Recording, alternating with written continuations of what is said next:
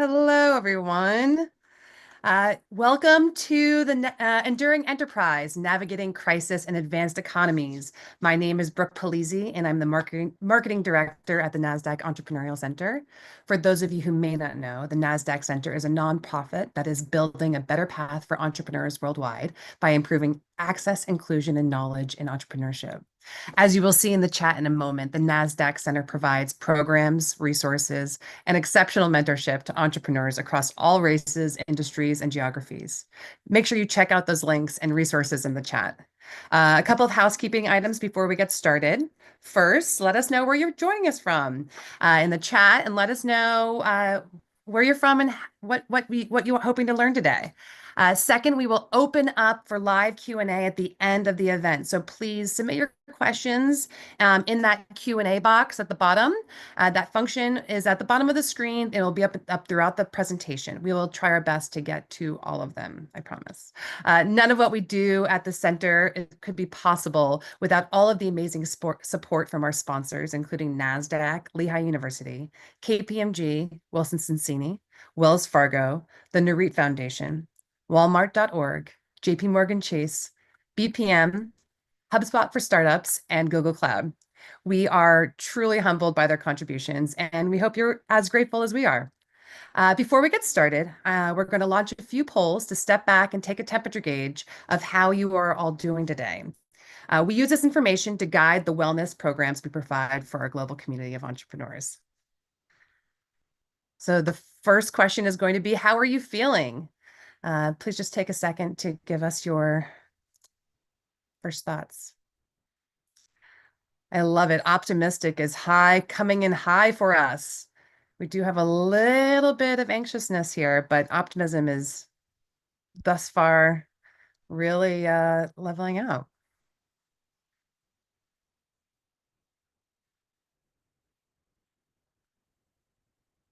Great. And the second question we're going to be asking is, what keeps you up at night? What is the thing that's sitting in the back of your head that is worrying you? This will help us figure out how to plan for our next few months of programming. Everything we do at the center is built on the entrepreneurial needs of our community. And this input is really, really important to us in figuring out what kind of programming to add to our list. Wow, so we've got finance at the top, with followed by scale and team, about equal, and then followed by sales. Great. Wonderful. All right, without any further delay, please join me in giving me a warm welcome to our special guests, Devin DeCiantis and Yvonne Lansberg, authors of The Enduring Enterprise. Devin is the managing partner at Lansberg Advisors and has advised private and public sector leaders throughout the Americas, Europe, and the Middle East and Asia. And he has taught at Harvard University, Yale University, and Northwestern University. Yvonne Lansberg is the co-founder of Lansberg Gersick Advisors, where he advises complex family enterprises worldwide. Over the last 4 decades, he has made significant contributions to the understanding of family business governance and succession. In their new book, The Enduring Enterprise, How Family Businesses Thrive in Turbulent Conditions, Devin and Yvonne combine their decades of experience, research, and real-world stories to show the remarkable ways that enduring enterprises can not only survive, but thrive through turbulence. Welcome, welcome, welcome. Great to be with you. Great. Before we dive into the content of the book, let's start with what brought you to writing the book in the first place. Thank you, Brooke. A great question. And thanks to everybody on the call for joining us here today. In many ways, this book has been the culmination of over a decade of research and advisory work with enterprising families around the world, maybe like many of you here joining the call today. And we ultimately captured the ideas in the book to introduce what we believe to be a counterintuitive notion that the world's leading companies operating in some of the most advanced economies in the world, which are often considered to be the gold standard in terms of organizational excellence, actually have a lot to learn from family businesses, and in particular, those family businesses that operate in emerging and frontier economies. where they are, in fact, the dominant form of private enterprise. And there are four main insights that inform this perspective that also form the narrative arc of the book. The first is that, as I'm sure is abundantly clear to everybody watching the news these days, we seem to be coming to the end of a long period of peace and stability, and a new age of uncertainty is just beginning. About 20% of the folks who just completed that poll admitted to some degree of anxiety, and that seems to be persistent, although I love that on this community here, that the vast majority were still optimistic. It is that entrepreneurial mindset, I think, that will help you persist in moments like this. But it's clear that there's some major inflection happening out there in the world, and we track some of those dynamics and the outcomes and consequences of them at the beginning of the book. The second is that exposure to this type of chronic uncertainty that accompanies moments like this can be devastating to conventional business models, but it can also boost organizational adaptability and resilience under the right conditions. And we try to lay out a bunch of those conditions, and we'll get into some of that here with everybody today. The third is that family businesses operating successfully in these environments, especially the ones that have been doing it for decades and even centuries, like the ones we feature in the book, have developed a unique portfolio of stabilizing strategies, not just to survive, but actually to thrive in the face of this kind of chronic turbulence. And finally, anybody who wants to succeed under these more challenging conditions really does need to be proactive about managing risk. You can't just wait and sit back and allow a crisis to strike. You need to be preemptive and plan in advance. And so you need to balance the traditional pursuit of growth, which a lot of the optimists on the call today are likely hired for, with greater investments in resilience. And we'll talk through some of those on the call today. Before we move forward, just for those who might not have exposure to it, can you explain what a frontier economy is? Yeah, absolutely. If you think about a sort of a hierarchy of stability, where advanced economies like the US and the UK and Canada and so forth, among the most affluent countries in the world, are sitting at the tip, the peak. And a frontier economy is any economy that is sort of sitting at the bottom of the developmental ladder without any of the infrastructures and investments and stability that allow for commercial life to proliferate. You know, you picture vast majority of Latin America, vast majority of Africa, vast majority of developing Asia, and so forth, even parts of Eastern Europe.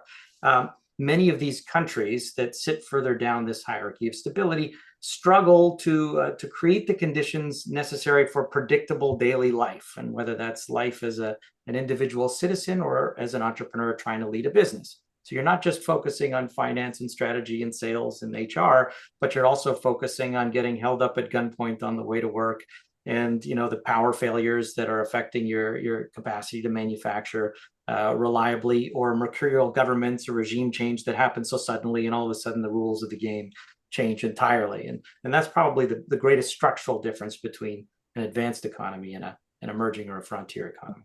A lot has to do with the maturity of the institutional framework, basically, that holds societies together. The rule of law, the predictability of markets, the free flow of information. I mean, sort of some of the key conditions you need for stability and commercial activity to occur in a predictable way. Great. And we're sort of touching on it right here, but how does trust shape the foundation of our modern economies? And truly, what happens in regions where that institutional trust is weak or absent?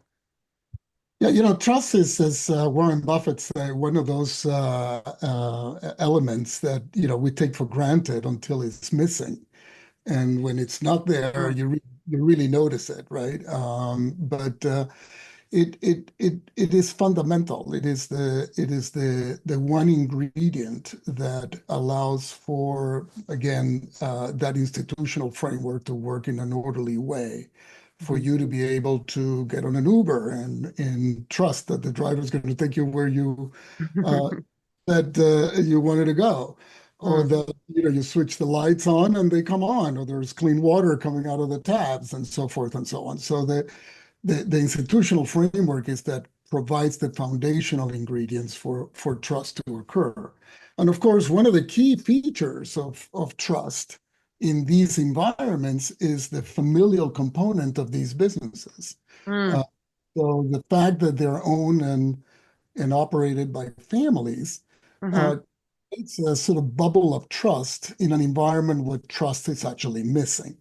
Yep. So whether it's your extended family, whether it's your family of affinity, as it were, the relationships you build with your suppliers and your clients and your customers over time, that allows you to basically navigate the turbulence that comes with being in a frontier market. One of the premises of the book is that investing in building those kinds of relationships will in fact be necessary in advanced economies as well, as we begin to note, and research supports this, that trust is in fact evaporating in very fast in the US, in Europe, and what we typically think of Yeah. as an economy. So the U.S. is becoming more like Guatemala than Guatemala is becoming like the U.S., Yeah. unfortunately.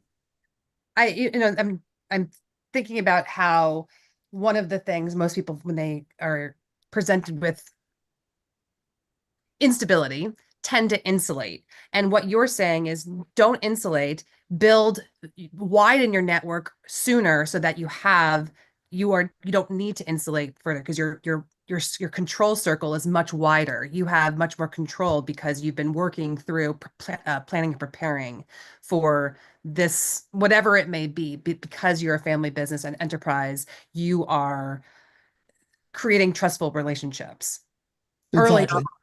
You're investing in the development of those networks, which is on. really quite important, in particularly when instability arises.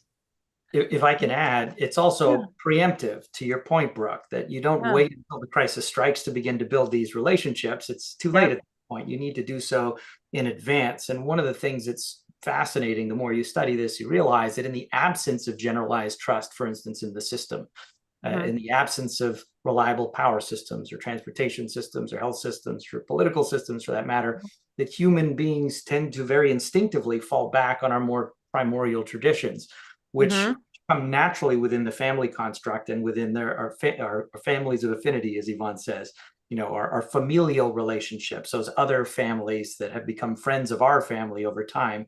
And sometimes those relationships transcend generations as well, a phenomenon that we studied in the Far East, in Latin America, and the Middle East, and Africa. It's fascinating to see just how universal that tradition is. And families also have a number of features, and we've studied these in family businesses actually worldwide, that provide for the creation of trust. So, for example, the fact that they think in long terms, you think generationally. You're making decisions not just for your kids, but in many instances for your grandchildren, and mhm, you're investing in building an institutional memory of how did we cope with this issue before. mhm, And those stories then get passed down through the generations. One of my favorites is a family in Mexico that caught in an island during a hurricane back in the days before they even had cell phones. And there was, and the father's solution to the condition was to basically take a rope and sort of basically wrap his family around a big tree and endure the storm that way.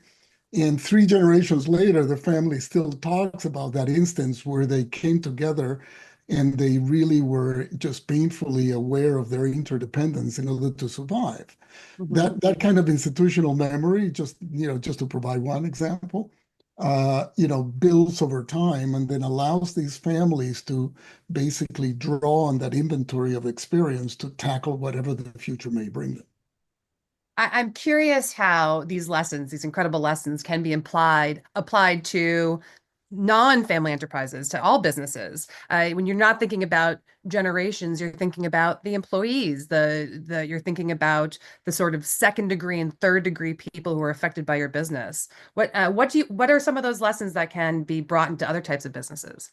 Well, one thought just immediately is that a stakeholder view of the enterprise is something that comes much more naturally to families in our Mhm, experience, that they are attentive to their employees as members of their extended family in a way. And there's a lot of loyalty that is fostered mutually between the family and its core set of team members, as well as to their relationships, their vendor relationships, their suppliers, their distributors, and so forth. In some cases, those relationships go back generations as well. So it isn't simply around the short-termism of how much can we make and then we move on to the next business, and how much can we make and move on to the next business.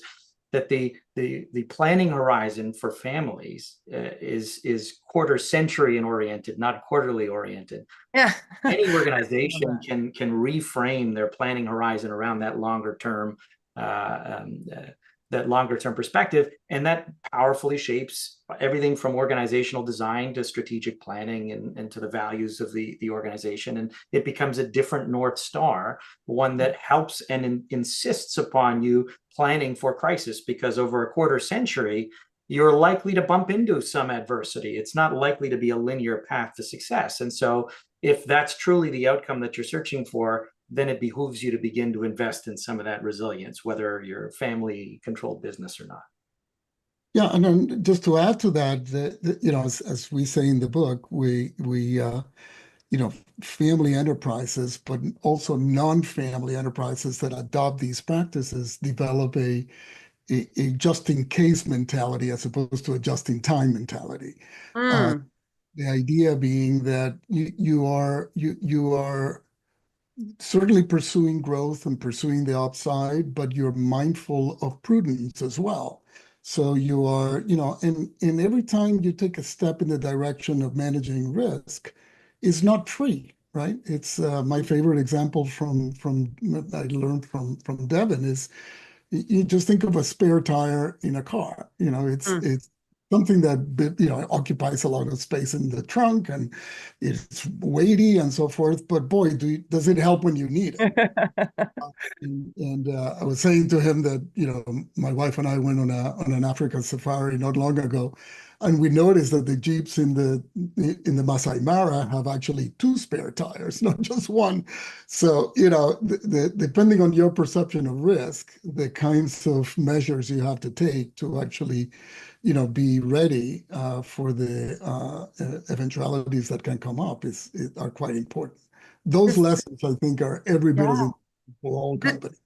This has me so curious. So why is exposure to uncertainty so important for cultivating this resilience? Well, it's a great question, Brooke, and it's kind of like an immune system if you think of it that way. That organizations occasionally need to be stress tested in order to build up their resilience. It's easy to be a drag car used to driving down pristine asphalt in a perfectly straight line. And in that condition, you can race as fast as you want and then set out a parachute to slow you down at the tail end once you've won the race. But you need a very different vehicle to be able to maneuver through a gravel trail that zigs and zags its way through a forest. So a lowly Subaru will trounce a multi-million-dollar drag car, depending on the nature of the course that's being driven. There's also a fascinating piece of research that Yvonne has come across called the hygiene hypothesis in biology and medical science, which suggests that the closer one lives to a developed health system, the weaker our immune system tends to be. And I think that metaphor similarly translates that when we're used to the comfort and safety and predictability of an environment, it's easy to project out, 1, 2, 3, 5, 10 years ahead and assume that the conditions 10 years from now will be just like today, except with a couple of minor tweaks. And we don't anticipate pandemics, and we don't anticipate global financial crises, and we don't anticipate dot-com bubbles or terrorist attacks and so forth. But when, again, you're planning in generational time horizons, these things actually do, if you look back along the long sweeping arc of history, happen on a fairly predictable basis. They just don't happen every day. And so we experience life as a sort of punctuated equilibrium, but in fact, volatility is the norm in any complex adaptive system. So how does one proactively invest in this stability? Part of it is acknowledging the instability, but Yvonne, please jump in. No, that is in fact the core of the book, and we have we tried to basically summarize the key strategies that business owners use to prepare themselves and deal with uncertainty in the way that we have identified here. So, for example, a key strategy is what we call differentiation, which so you take a look at one of my favorite examples is the Aje group in Peru, who basically in the middle of, when Peru was at its worst, when the guerrillas were just, battling each other out and, all the multinationals had run out of town, basically. These folks came up with their own customized solution for, so basically being in their backyard building soda. Hmm. That came up with a product, and in that they, using used bottles, and I mean all very home based, and then they were able to build an enterprise that today is a Latin American multinational, basically competing head to head with Coca-Cola and all the big, the big competitors in that space. But the fact that they were able to seize the opportunity, find a niche that was not being supplied by anybody, and then improvise and create their own, their own product to fill that niche was very important. And in the family enterprise space in particular, Yeah. there is a long tradition of artisanal entrepreneurs, basically, Mm. who, you can look at family companies that have been in business for 11 generations or more, and they are still operating in that one niche that Mhm. nobody's coming after. There was one that we studied. It was a 1,400-year-old Japanese temple builder that for 40 generations had passed this alternative artisanal craftsmanship on from generation to generation, enduring all sorts of changes as one can imagine would take place and transpire over, nearly 1,500 years. And when they began to veer away from their artisanal heritage, is Yeah. precisely the point at which the company unfortunately unceremoniously failed. Almost 15 years ago now, during the global financial crisis. They Yeah. took on too much debt. They started to pivot into new markets. They lost their way, and they now not only are celebrated as one of the oldest continuously managed companies in the history of humanity, but also a cautionary tale. Yeah. That because you've had so much success, it's not necessarily a guarantee that success will continue. But So part how of does, I'm sorry, go ahead. no, I was just going to say that part of the joy of writing this book was actually traveling around the world, looking for examples of these ideas. And Devin and I spent 10 days in Japan, and we were fortunate enough with a friend who introduced us to the largest and oldest Japanese companies. So we Hmm. went to home grounds, and they treated us beautifully, and just listening to their stories, you can tell, they've survived, world wars, all sorts of, calamities by way of, natural events, tsunamis, and God knows what else. And again, the consistency of these approaches resonates with them every bit as much, which we thought was very reassuring. It brings me back though to the question is how does a business remain both relevant and competitive in environments like this? Right. It's true. I mean, it's tough to generalize. Obviously, every company operating in a particular industry in a particular Yeah. country needs to attend to its own unique competitive environment and strategic opportunity set. And I would say, in general, one of the reasons why it was such a joy and such an urgency to write and share and capture the ideas in this book was that we wanted to find a series of replicable patterns. These sets of 7 strategies and examples that we found in multiple industries, in multiple countries. So time and time again, families seem to want to deploy these coping strategies we call stabilizing strategies in anticipation of crisis, in the middle of crisis, and after crisis. And we lay them all out. There's sort of 7 of them. There were more than 7, but we distilled down to 7 for the purposes of brevity and for this book. And then within each of the chapters, we dive in. So Yvonne just mentioned differentiation being one of those strategies. Another one is modularity. So you can talk about the multi-generational businesses around the world who use this strategy to be a core driver of their growth. And they have many interdependent parts all working together seamlessly in service of a common mission. And examples of that are companies like IKEA, for instance, that utilizes this in their product design and their store layouts and their flat pack logistics. and it allows them to offer affordable, self-assembled furniture on a global scale. But it's also present in companies in advanced markets like Tesla and their gigafactories, and the way in which they create these sort of modular structures that they can bolt on and adapt over time. You're creating an operating system for scale, basically. So this is another one of these strategies that we found time and time again.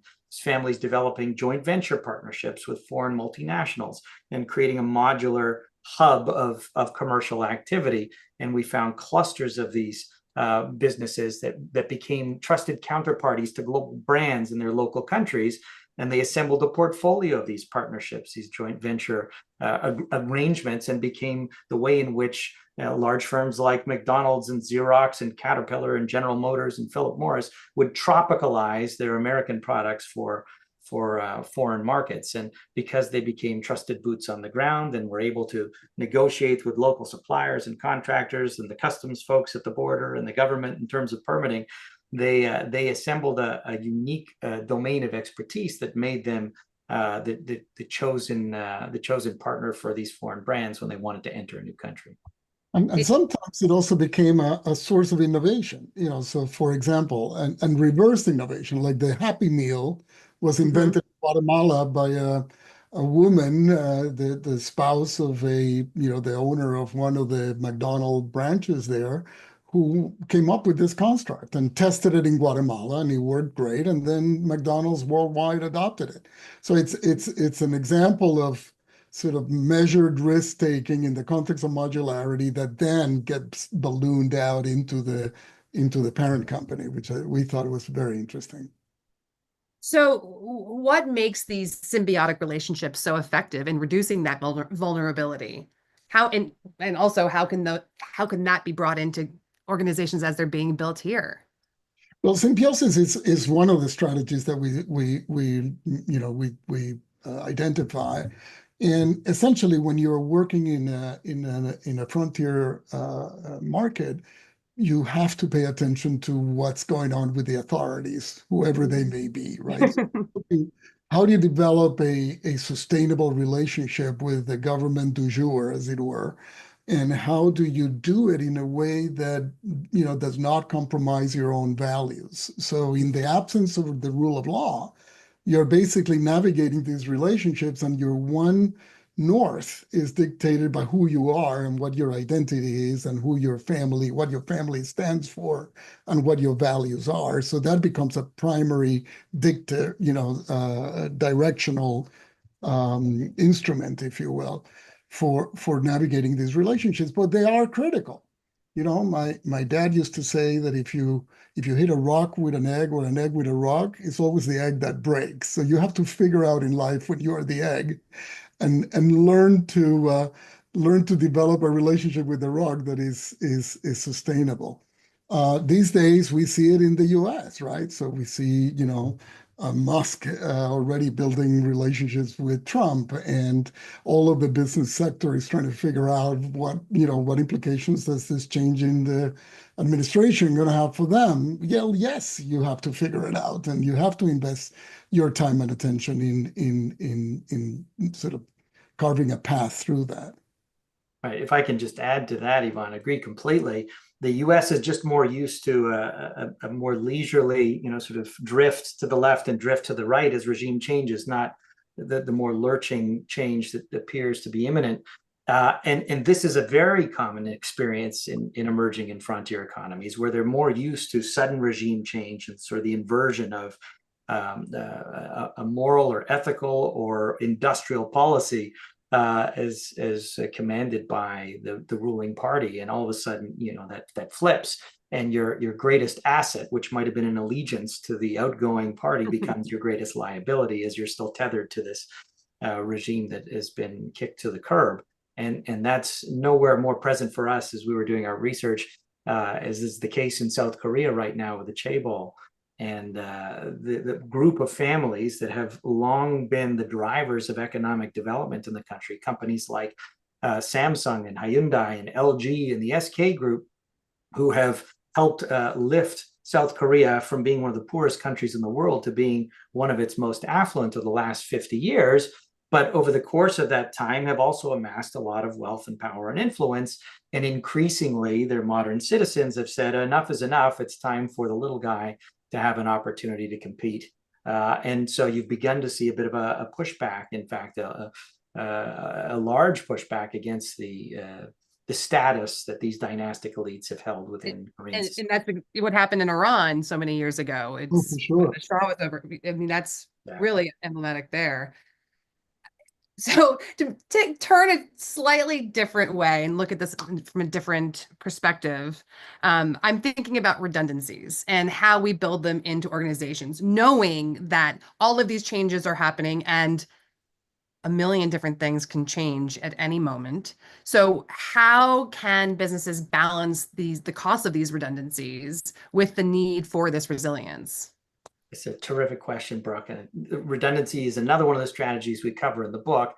And the way in which we like to think about it is being dynamic. In fact, it's a strategy you can dial up and dial back, as with all the others, depending on what you're expecting. If you're truly bracing for an imminent crisis, you want to dial up your utilization of redundancy, for instance, building up inventories and so forth, building up backup systems, even backup systems for your backup systems, knowing that they may imminently fail, and you want to be able to operate during the crisis and ride out the storm and then emerge on the other side intact.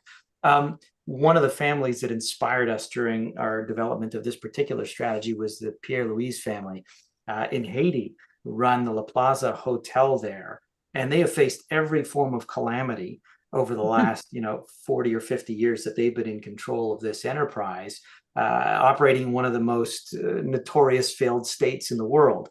How have they done it? Precisely by investing proactively in redundancy. So in their case, strategically so. In chapter 8, we talk about how they deploy countless backup systems for power, for communications, for internet, phone, for supplies, for food, and even multiple security operators, so that if one gets turned or is corrupted, they've got another one to back up.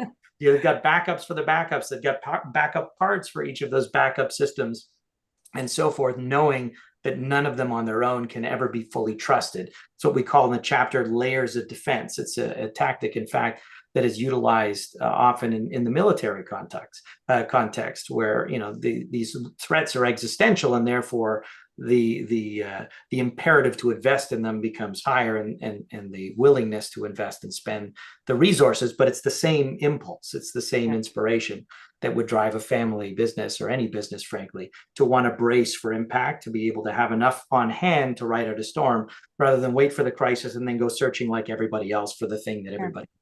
I'm thinking of when we did that poll at the beginning of the outset, we saw there was a good portion of the community here on this call that are feeling anxious. And it's one of those things where anxiety can be used for good. You can tap into those moments, those worries. Those worries are there sometimes for a reason. It's our little lizard brain saying you need to pause and figure out what that next step is so you can be prepared when things go wrong. And so tap into that anxiety, folks. It's an excellent point. I mean, you don't want to be so anxious that you're paralyzed, but you also, you want to use the adrenaline appropriately and the dosage, as it were. But it is critical because we are heading into uncertain times, and even in the most advanced economies, as we well know.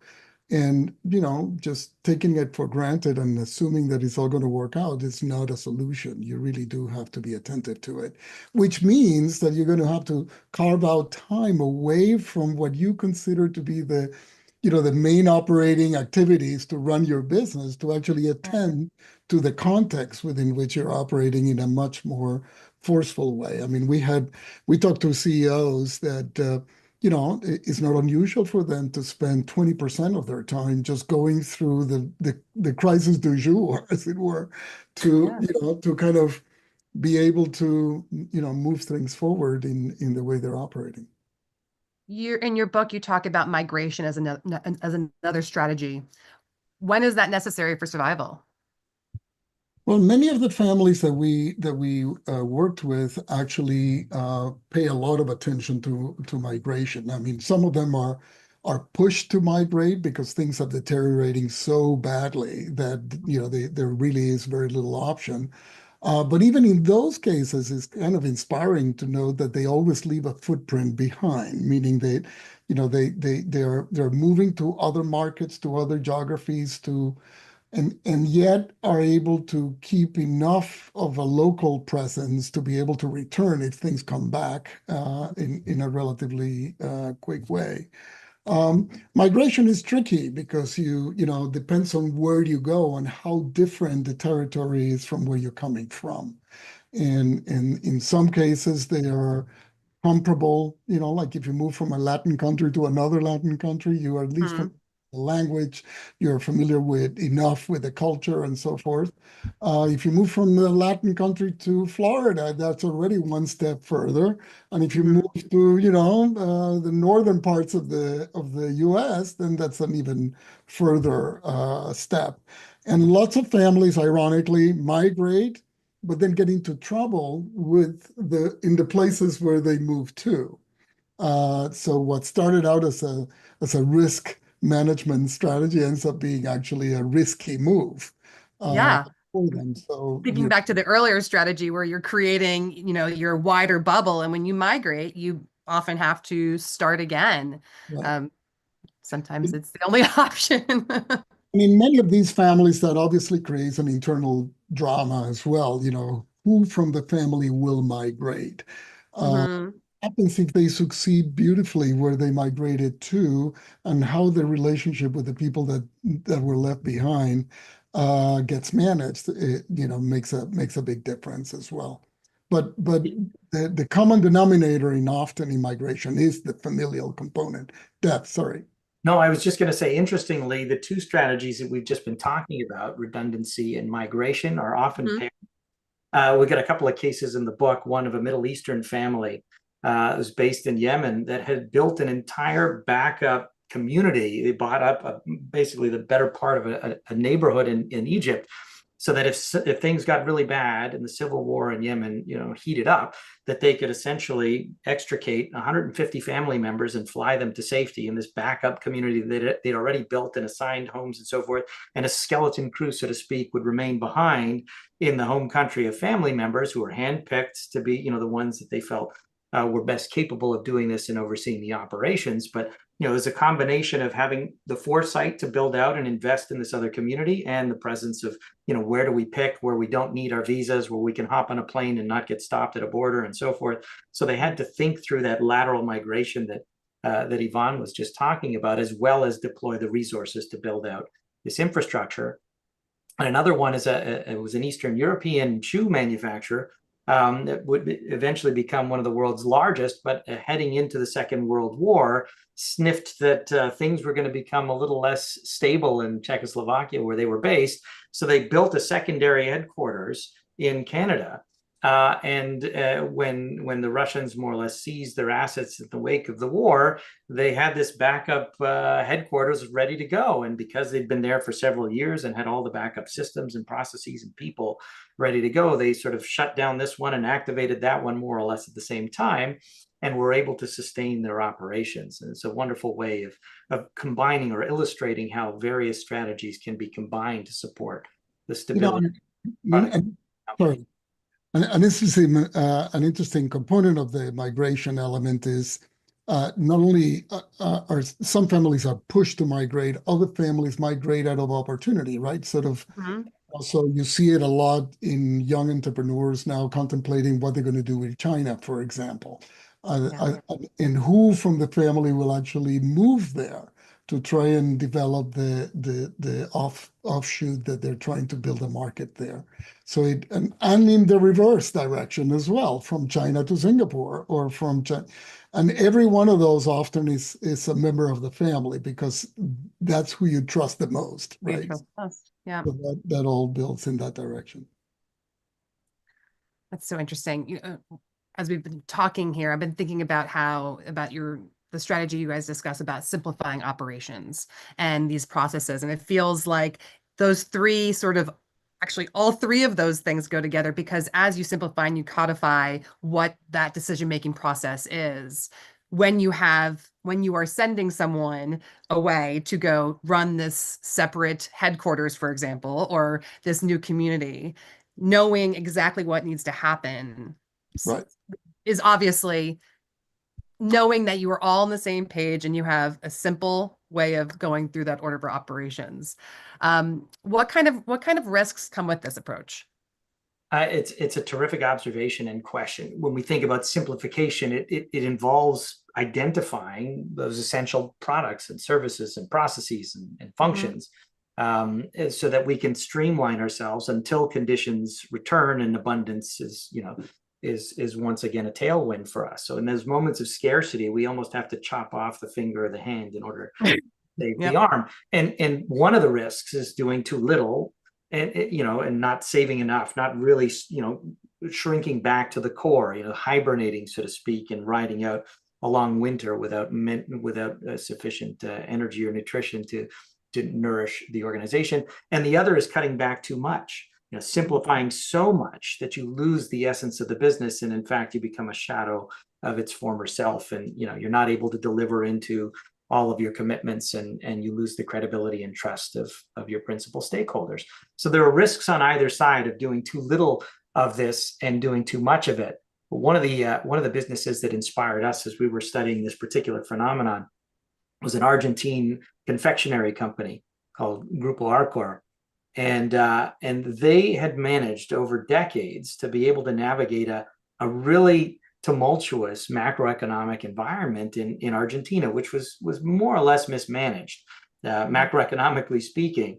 And so, there are bouts of hyperinflation in the country that strained the capacity for businesses that had to rely on stable prices to actually run a business, to procure raw ingredients that they needed to make the things that they did, and so forth. And Grupo Arcart did something that many other organizations don't until it's too late, which is to engage in that process, with anticipation, preemptively. So what we call strategic simplification. You can do so in a crisis and say, listen, if we don't cut back, 30% of our workforce and so forth, we're not going to make it through the next quarter. But if you can do this in anticipation of a crisis, and then you can roll out that same book the next time the crisis happens, you can actually preserve a lot more of what the organization does and is, and are positioned then to be able to capitalize on other organizations that haven't gone through that process. And as Grupo Arcor did, emerged from each of these episodes more or less with an acquisitorial mindset, buying up the husks of their fallen competitors, and using it as an opportunity to grow substantially. How does embracing diversity in products, markets, partnerships, et cetera, help businesses mitigate risk? But what are some of those? What is the strategy there when we're talking? We're talking about simplifying, but also diversifying. How do those two things work together in making a business more resilient? Yeah, diversity is actually an old strategy that actually comes from agriculture, where people learn that they have to plant different crops in different fields to spread the risk of any one of them not yielding the kind of results that they were looking for. Many businesses that we've studied actually are quite diverse.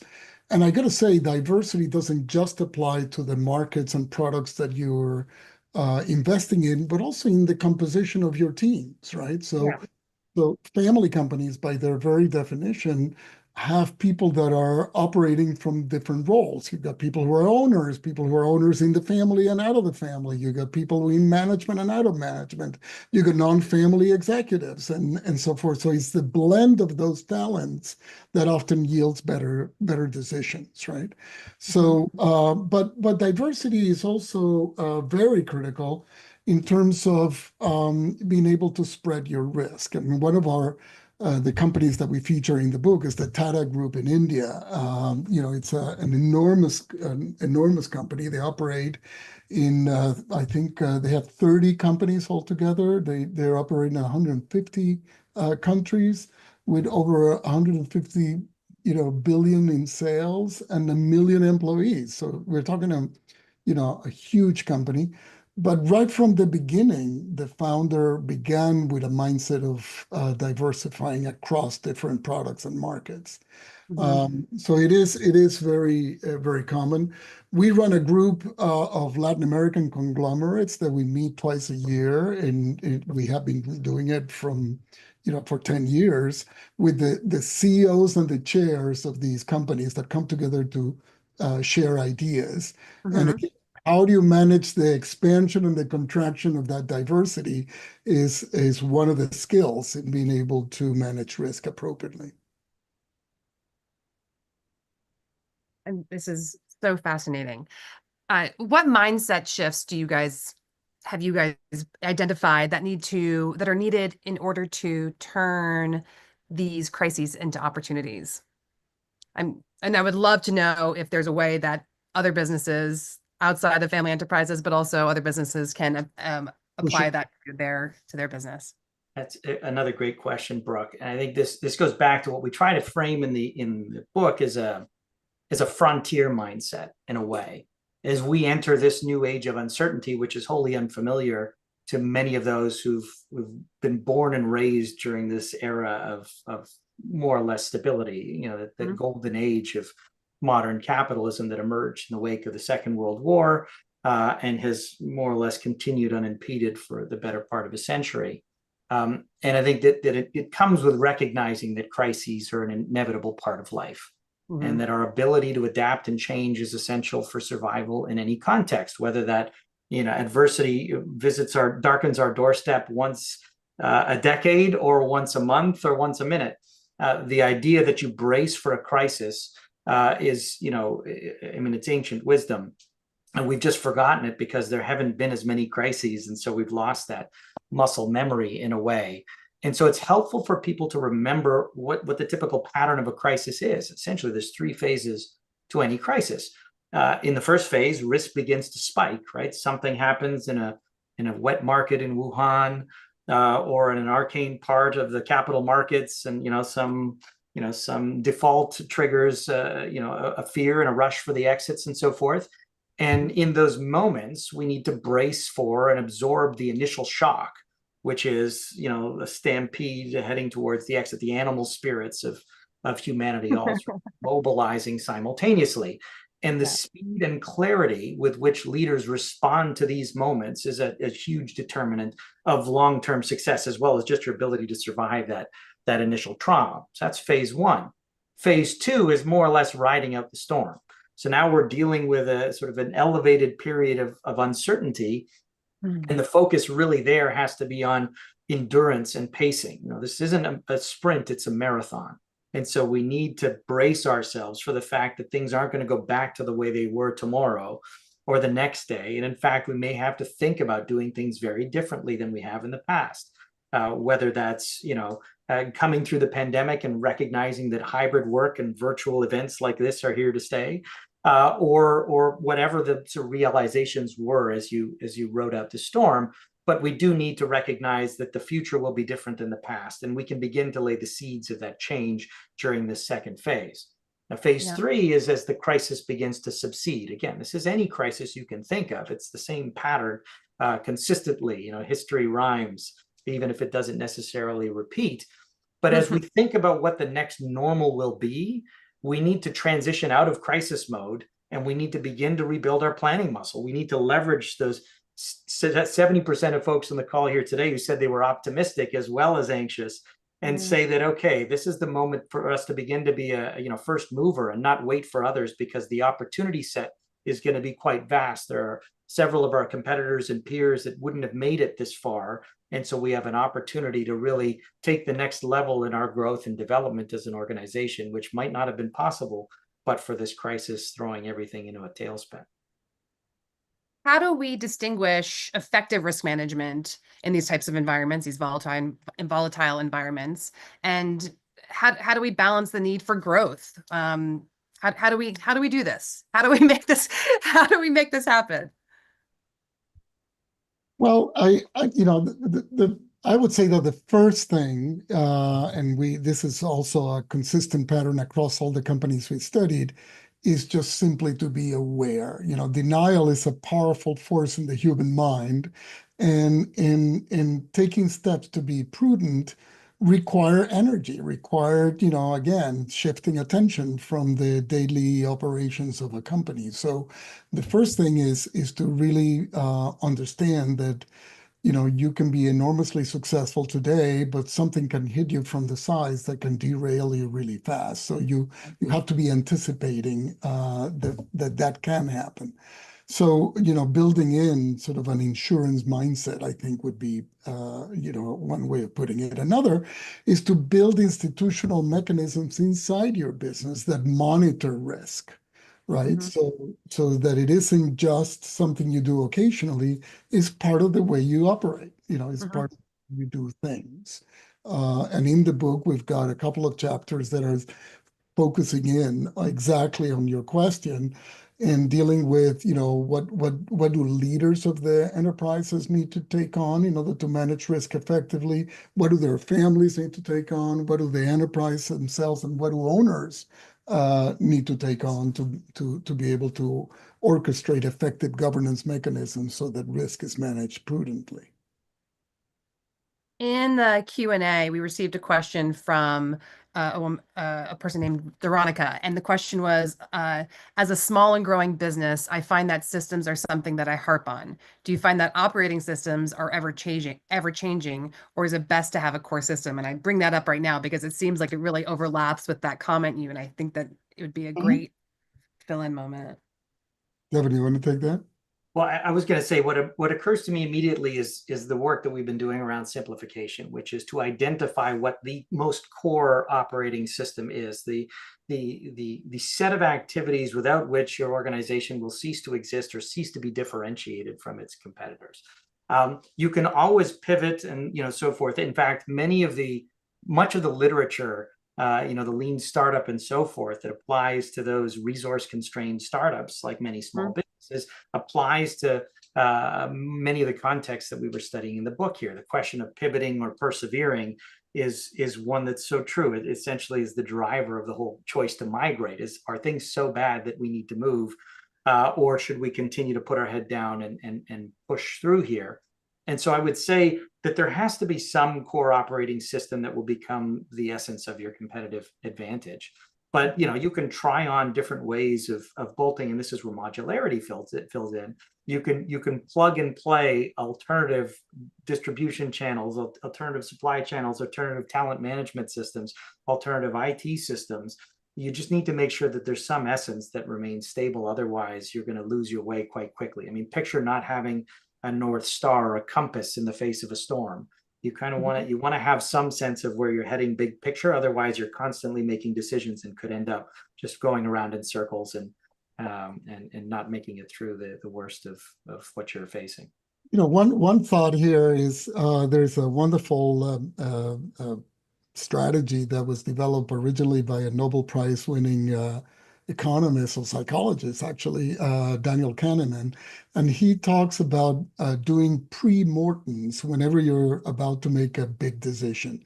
Mhm. And the idea of the pre-mortem is anticipating everything that can go wrong if you proceed down this path.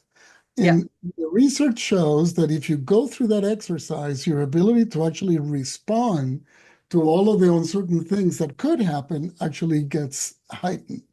So it's not to discourage you from making the decision. It's simply Yeah. for you to be mindful of the feasibility of actually implementing the decision.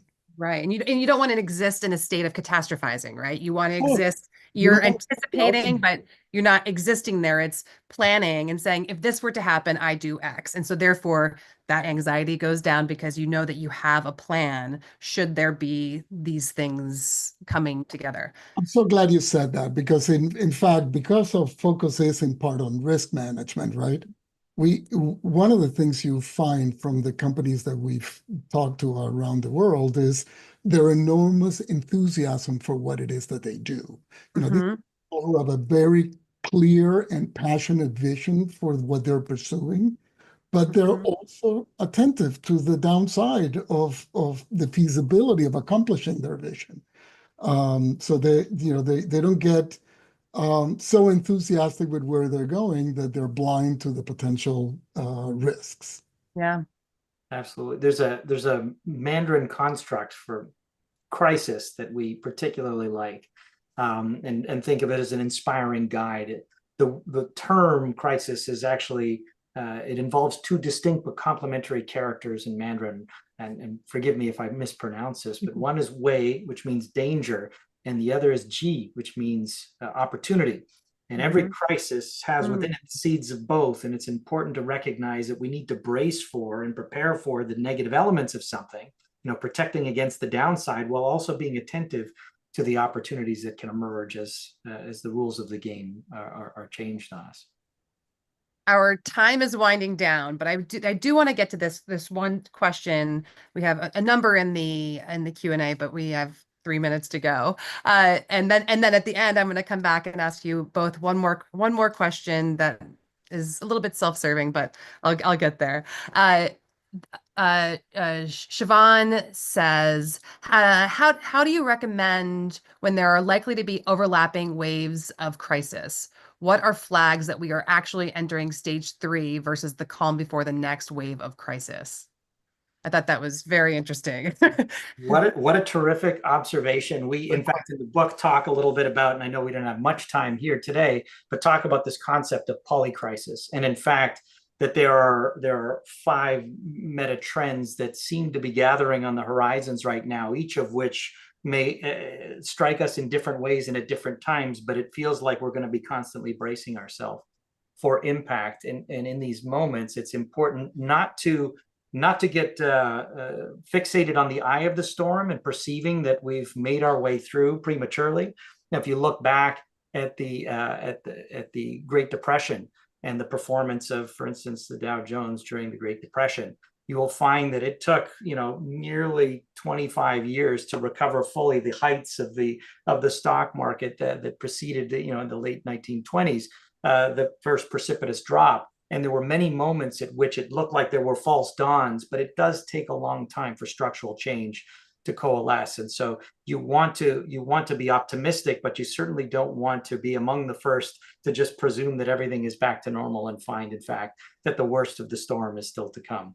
I'm not sure that's wholly satisfying given the time, but just No, I know it's a big question, and then I think we could probably spend another hour really diving in.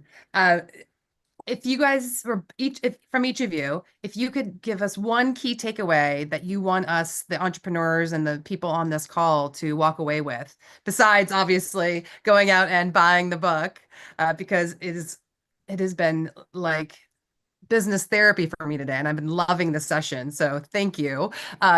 What's a key takeaway for each of you? Key takeaway for me is, that number one, that there are lessons to be gotten from places that we typically don't think of as being able to provide those lessons.